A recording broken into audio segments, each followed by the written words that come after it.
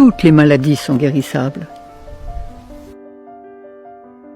Hippocrate, le père de la médecine, n'a-t-il pas dit aux malades que l'aliment soit ton seul remède et demandé aux médecins de guérir sans nuire? On ne combat pas la maladie. On refait la santé et les maladies disparaissent. Le mal est l'absence du bien. Le froid est l'absence de chaleur. On ne combat pas le froid, on met de la chaleur. L'obscurité est l'absence de lumière. On ne combat pas l'obscurité, on met de la lumière. Au-dessus des nuages, il y a toujours le soleil et la solution à tous les problèmes. Et je veux faire, j'ai l'intention, et nous avons l'intention, de faire des éducateurs de santé. La souffrance et la maladie sont là pour nous réveiller. C'est le voyant rouge qui s'allume. Maladie, ça veut dire quoi? Ça veut dire que quand notre corps crie au secours, quand il est en état de souffrance, c'est qu'il veut se libérer, c'est qu'il veut expulser, éliminer des résidus qu'une nourriture qui n'est pas faite pour lui, lui a inculqué. C'est par donner à notre corps le carburant que son constructeur avait prévu pour son système digestif. On nous a toujours dit qu'on descendait du singe, des gorilles et des chimpanzés. Ils ont exactement le même système digestif que nous. Et ils se nourrissent de quoi? Sinon, de cueillettes. Ils cueillent. Comme nous ne cueillons pratiquement plus, que nous mangeons des paquets, de la viande, enfin une nourriture complètement morte, eh bien automatiquement, on ne reçoit pas l'énergie dont on a besoin et on a besoin d'excitants. Mais c'est très simple. Avec les pâtes en Italie, il y a le café le plus fort. Avec les haricots rouges en Amérique du Sud, il y a le café et le rhum. Avec les hamburgers aux États-Unis, il y a le coca. Avec les frites en Belgique, il y a la bière. Avec le riz en Asie, il y a le thé. Et nous, on a aussi le café, le thé, le coca et tout ça. Et la viande.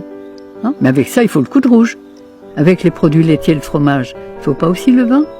Mais avec ça, on s'empoisonne tous les jours un peu, tous les jours, sans s'en rendre compte. Non pas seulement donner à notre corps les aliments qui sont faits pour lui, mais nettoyer les humeurs dans lesquelles les cellules baignent, c'est-à-dire les liquides interstitiels dont la science et la médecine ne tiennent aucun compte.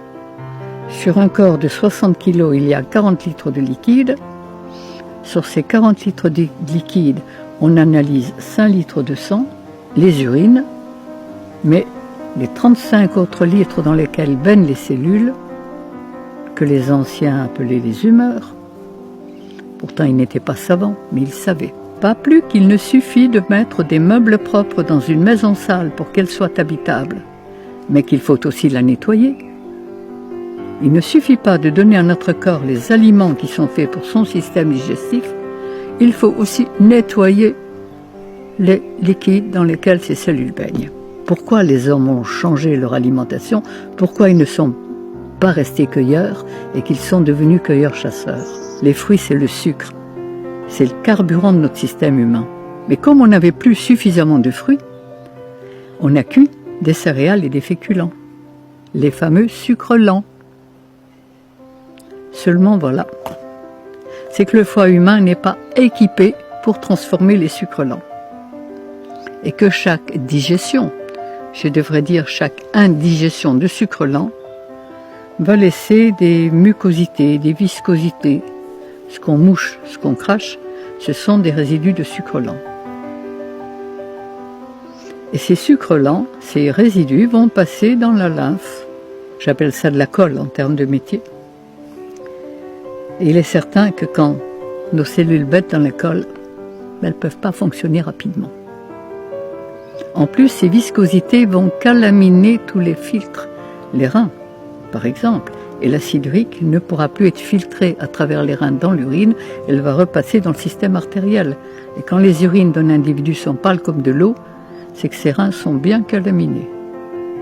Mais il va faire un accident circulatoire, vraisemblablement dans peu de temps. Hémogliase et infarctus et autre chose.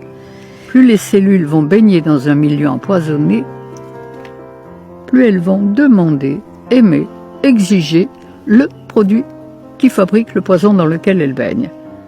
Et là, eh bien, on va aimer ou le fromage, ou la charcuterie, ou le jambon, ou la viande. on va en demander et on va être accro. Et on va fonctionner exactement comme un drogué alimentaire que nous sommes tous devenus, plus ou moins. Et quand je demande à quelqu'un de quoi vous n'avez pas envie de vous passer, je sais exactement le point de départ de tous ces problèmes. J'ai l'habitude de dire à tous mes consultants que je risque de les rendre malades pour les guérir. Parce que chaque fois que le corps veut expulser ses résidus, il faut l'aider à le faire. Alors que médicalement, scientifiquement, on empêche le corps d'éliminer. Donc, il n'y a plus de douleur, il n'y a plus de souffrance. Mais au lieu d'éliminer les toxines qu'il voulait éliminer, il les refoule dans ces nappes souterraines et ils ne vont pas rester sans rien faire. Alors, il est bien certain que le but, c'est d'aider, comprendre pourquoi notre corps souffre et l'aider à faire ce qu'il a à faire. Chaque personne est un cas unique et elle va expulser, son corps va tenter d'expulser ses résidus en fonction de sa constitution. Plus c'est fort, plus il va expulser violemment, plus il est fragile, moins il va pouvoir expulser, et plus ça sera long et difficile, en fonction du stock résiduel qu'il a accumulé.